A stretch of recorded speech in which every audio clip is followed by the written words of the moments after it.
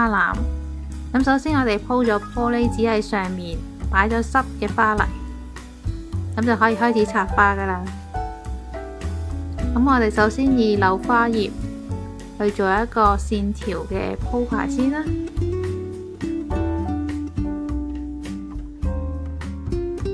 咁一啲初菊呢，我就將佢分支，咁啊插入喺花泥嘅唔同嘅地方。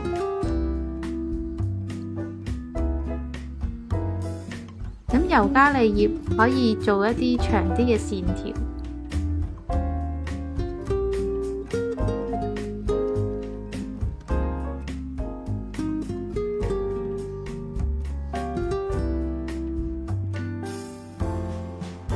咁而黃白色嘅初菊呢，有一種跳脫嘅活潑感覺嘅。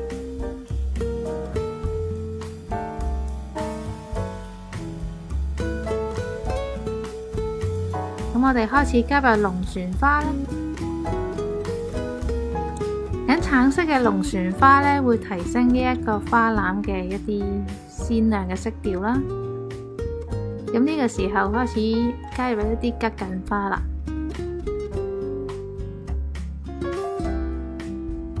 咁我哋就以一個高低錯落嘅形式插入。咁桔梗呢，除咗佢個花頭之外呢，咁佢仲有一啲好細嘅花冧嘅。咁嗰啲花冧呢，用嚟做一啲線條性嘅鋪排呢，都係一個幾好嘅作用。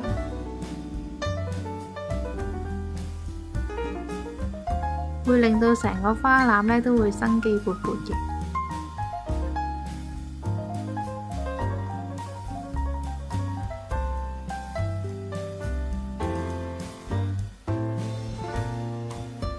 咁所以洋桔梗呢都係一個幾好使用嘅一種花材。咁我今次揀呢一個桔梗呢，就係香檳色啦。咁同佢黃色啊、橙色呢都好夾嘅。咁而家轉到另外一邊啦，繼續插入一啲桔梗花，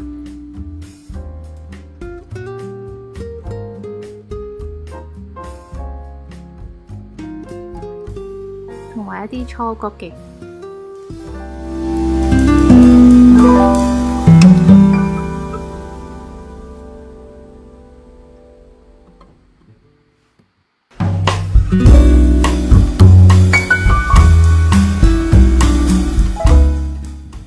咁都要繼續用一啲柳花葉啊，一啲葉材去鋪返底，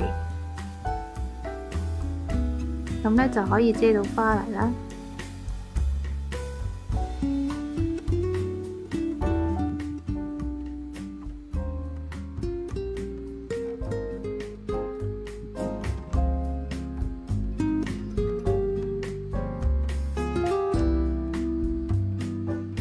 桔梗嘅花頭呢都有大有小嘅，咁大嗰啲呢就可能擺喺中間做一個主花啦，有一啲細嘅花頭呢都可以擺喺側邊呢，可以令佢生色不少嘅。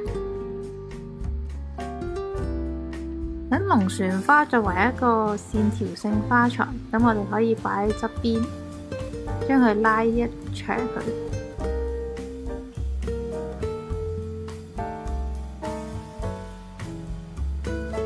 咁就會將成個花籃嘅感覺再拉長一啲啦。